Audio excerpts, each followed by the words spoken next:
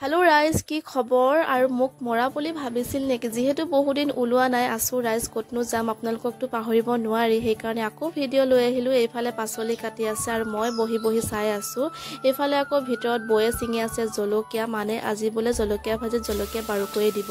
ৰাধুনিয়ে বনাই আছে পুৰা মাংস